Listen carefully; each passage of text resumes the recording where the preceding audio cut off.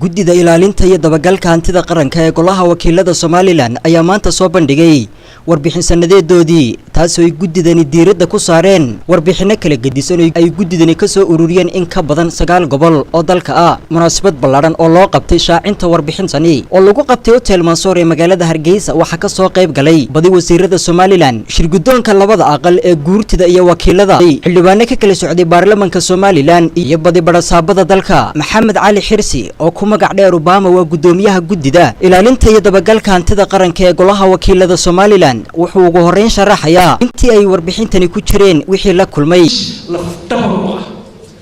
shaqada baarlamaanka geliya taasna waxa qabaa inay guud soo wareegtay baarlamaanka iyo guddidaba ay tahay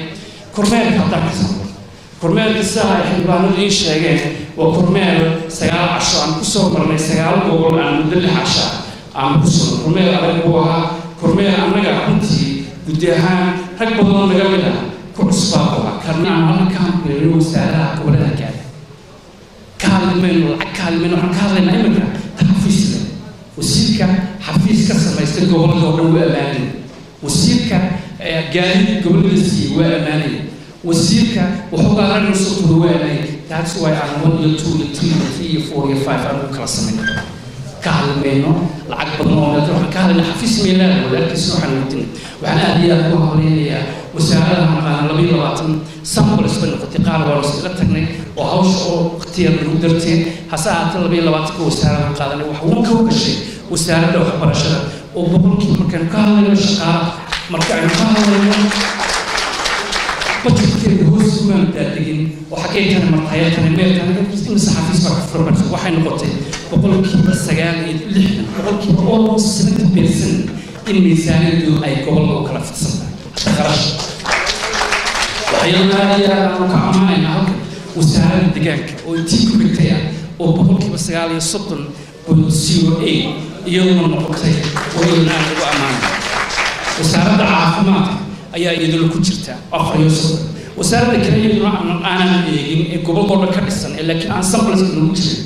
meesha aan tignaabaa ku tigin waa wasaaradda maaliyadda. wasaaradda noocaas gobolada way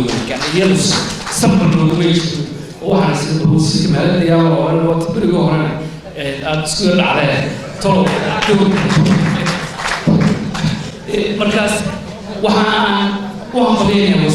wasaaradda guud مغنيين ويقصدنا على كشف وأقول مثال دوا كصور وأقول واي أي كرنك وصحة سيدوسون وسألت هو وصل مدته وسيردي وسير ويلا معك وسألت هو فافنته وعن شغلنا وسألت هو فافنته مثال اللي نحن وصور 0.98 مركع كان 0.98 وحيك قال هذا هو سهل بس وسعرنا بوس هاي إسكارسيتا أفريقيا وينا 3.90 هذا هو سعرنا ليلا هو سعرنا وفاء طلبوا خرج مكشة وسيك المالية رئيسها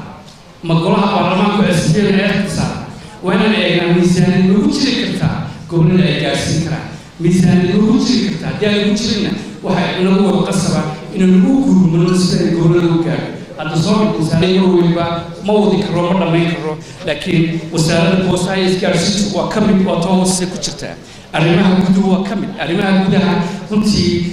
warbixintan iyada ah ay maanta soo bandhigeen guddida ilaalinta iyo dabagalka hantida qaranka ee golaha wakiilada Somaliland ayaa ahayd tii sanadlaha ahayd ay sanad kasta soo bandhigi jireen, balse warbixintan iyada ah ay maanta soo bandhigeen waxay kaga duwaneyd warbixinadii hore ay soo bandhigi jireen hab maqal muuqaal iyo qoraal ah. Khadar Kaafi, Space Channel, Hargeysa.